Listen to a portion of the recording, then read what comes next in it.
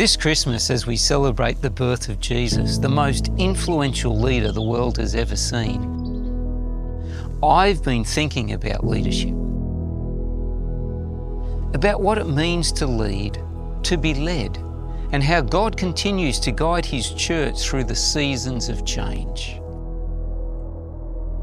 This year has been a big one for leadership transitions right across our church, and that's expected in a year of constituency meetings and sessions, times when we reflect on the past, look ahead, and ask God to guide the choice of leaders for the future. For me personally, there have been some significant changes too. I have a new boss, Pastor Urton Kohler, our General Conference President, a new Vice President beside me, Pastor Mavini Kalfanonga, and 3 new Union Presidents, Pastor Charlie Jimmy for the Trans-Pacific, Pastor Danny Phillip for Papua New Guinea, and Dr. Brendan Pratt in Australia. Change always brings a mix of feelings, hope and excitement, but also uncertainty. We ask ourselves, what will change? What will stay the same? How will this new leader relate to me and develop me? What's their vision and how can I support them? The best way to find out is to engage, to listen, to learn, and to serve with enthusiasm. Leadership is something that we share. It's a journey we take together. But even the best human leaders will sometimes disappoint us.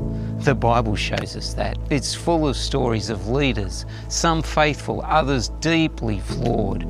And yet through it all, God reminds us that He Himself wants to lead His people. That's really what Christmas is all about. God revealing His best leadership through His Son, Jesus Christ. As the book of Hebrews says, in the past God spoke through the prophets in many and various ways, but in these last days He has spoken to us through His Son. Jesus, the Creator, became one of us. He experienced our struggles and joys.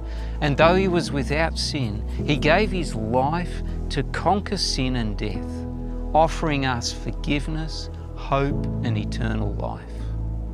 That's leadership like no other. Humble, self-sacrificing, redemptive.